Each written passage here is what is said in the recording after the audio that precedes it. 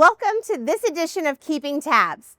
We are here at the Thurgood Marshall Student Success Academy. We're a little later on. We're going to be sharing with you all of the amazing things that are going on right here to support our students, and all made possible as a result of Project Right Size and our commitment to make sure we repurpose our facilities to ensure that they're doing great things for kids. But before then, it's April. Can you believe it is April? And we have a lot of things that we need to share and celebrate. So let's get to it.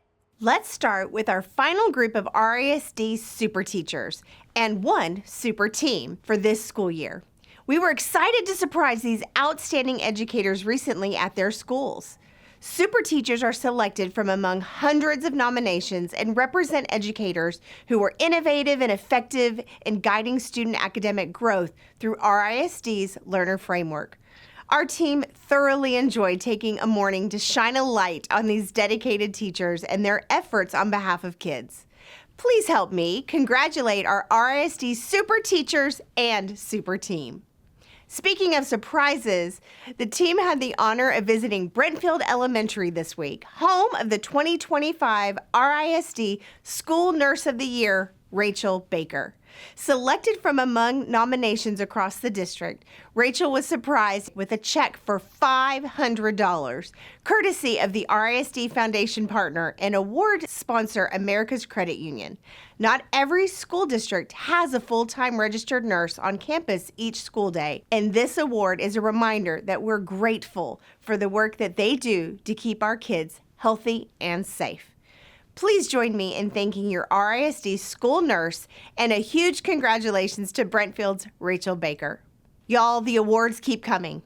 Beaucaire Elementary Principal Dr. Anabel Ruiz was surprised last week at school by the good folks at HEB with news that she has been selected as a statewide Texas finalist for Elementary Principal of the Year in the 2025 HEB Excellence in Education Awards.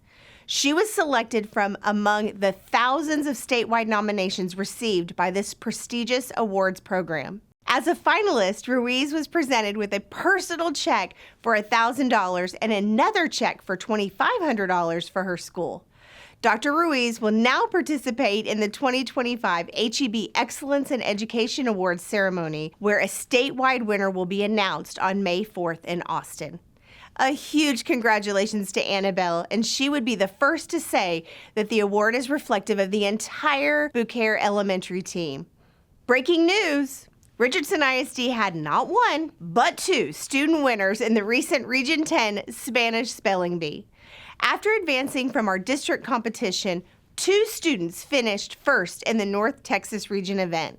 Farah Aviles from RISD Academy won the third grade division, and Marcos Ortega Sanchez from West Junior High won the division for grades 6 to 8. Congratulations to both of these scholars, their families, and their RISD teachers. We are so proud of them and delighted that their hard work has paid off. While the regional competition is as high as third grade can go, the next step for Marcos is the State of Texas Spanish Spelling Bee in El Paso in June. Best of luck, Marcos, and we'll be cheering you on. And what's better than a state competition? How about an international competition? Congratulations to 4 Richardson High School students, Thatcher Bartlett, Sean Fletcher, Lucy Fisk, and Kyra Geffert, for advancing to the DECA International Career Development Competition in Orlando, Florida, later this month. The 4 RISD students emerged from the Texas DECA competition of more than 7,200 students. Kudos to their sponsor, teacher Lee Geffert from RHS. If you were not aware, RISD has a Board of Trustee election coming up on Saturday, May 3rd. 2 of the places on the board have contested elections, and our friends at the League of Women Voters of Richardson will be holding candidate forums on April 5th, so voters can learn more about the people running and their positions on the issues. The League of Women Voters of Richardson is a nonpartisan organization and works to organize local candidate forums each year. Please visit the RISD homepage for more information on the April 5th candidate forum. We encourage everyone interested in learning more about the May 3rd trustee election to attend. And now a quick but important calendar reminder. Friday, April 18th and Monday, April 21st will remain student and staff holidays and will not be used as snow makeup days. I know our kids are cheering right now. This is because we have enough instructional minutes saved up in the year-long calendar that makeup days will not be needed. So please enjoy the 4-day weekend as the final planned holidays before the end of the 24-25 school year.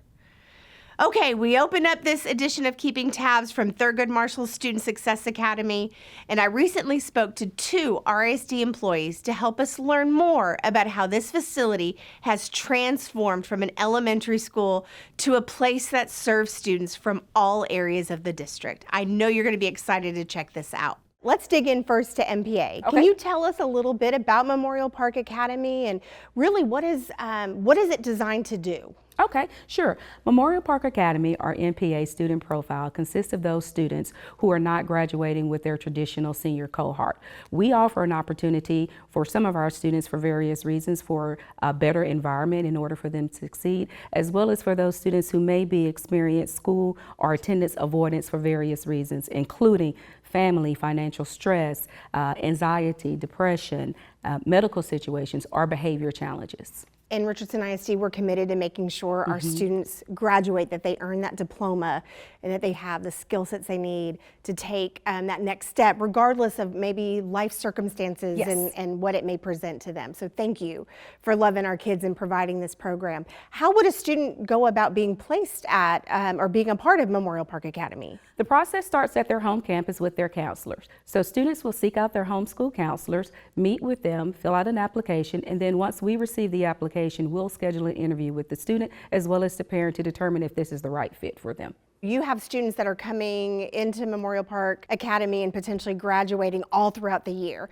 Can you tell us how many Memorial Park graduates have you had maybe thus far this year? Absolutely. This year we've enrolled a little over 300 students and have graduated almost 140 to date. Do you know how many we've graduated since the inception of Memorial Park Academy? Oh, at this particular time, I would say over 1,000. That's what I thought, just based on previous year's numbers. That's amazing. So proud of Memorial Park Academy. But we also know that we have students that, again, for a variety of reasons, maybe they have made choices that necessitate having a more structured environment, and we find that in our DAEP. Yes, of course, for our DAEP, students are sent here based on whatever consequence they received at their home school for a select amount of days. But while here, we really like to work with the entire student, the whole student. So we have a simple vision statement here, empowering every student with a pathway to success by offering inclusive, innovative, and therapeutic education. So our sole purpose for those students is to work with them through holistic student support, academic and student growth, inclusive and supportive environment, and of course we work with our family and community engagement, all while looking at continuous improvement and evaluation. So really what I hear you saying is that students that are placed in our discipline alternative education program, it's not just about the consequence, but it's also about addressing the root cause of maybe what is causing certain behaviors or maybe leading them to make certain choices. Everyone makes mistakes. Everyone needs a do-over, especially as at the end of the day, they are children. And so fortunately for us, we were chosen to have at least 2 social workers here as well as 2 counselors. So our students not only receive the academic needs of their education, but they also receive the counseling piece as well. So students are placed in individual groups and they meet with our counselors, one of the 4 counselors, at least once a week during a 6-week period. In addition to the group meetings, they also have an opportunity for that individual one-on-one FaceTime with the counselors as well. At the other building, we were extremely limited on size. And so allowing us to come to this building with the size of the building and the size of the campus, we now have a separate cafeteria from our gym, where before we didn't have that. We have extra classrooms where now all of our counselors actually have an office space for those individual conversations, but then they also have a classroom for the group counseling sessions. So again, we have space. Everyone can breathe. We can spread out. The kids enjoy it. The faculty members enjoy it. Why was things like social workers and partnering with those other organizations to support the whole child so important to you? While students are here for a short period of time, we want to have the greatest amount of impact. So being able to have social workers on the ground to really provide individual and group therapy for students is something that we've not been able to do. We're very fortunate at this point in time to be able to do that. But I also think too is creating this restorative environment, right? We have a director that's on the ground here, Suzanne, who works with our students, right? She works with our teachers in ensuring that when a student walks through the door, they really have that understanding of, yeah, I made a mistake, but then I've got to restore some of those relationships, right, when I get back to the campus, because they will all go back, right? And the goal is for them not to rejoin us at the DAEP. And everyone comes with a challenge, but an opportunity. So really, we want to be able to cater to the individual needs of each student. Our student services department, we've got our counseling team, counseling prevention services, which really partners with Carmen and her social workers on the ground. We've got Dr. Tharp, who works from a student management standpoint. So when a student finds his way to the Thurgood Marshall Student Success Academy for some behavioral challenges, he supports and ensures that they get placed. We have student welfare, our McKinney-Vento department. Students that are deprived of housing, they wrap their arms around students who are coming to MPA and or DAP. One of the things that we're currently focusing on is our partnership with MetroCare. We're standing in the library at Thurgood Marshall Student Success Academy, and it'll be transformed into a space that our families, right, parents can come to, our students can come to, receive some mental health and counseling support, so that this really becomes that hub for social support for our families. Hope you've enjoyed this edition of Keeping Tabs. There are many amazing things happening in RISD every day as our educators and students work together in pursuit of academic growth. So proud to be a part of this great school district, and please remember that I'm always here to serve and support you.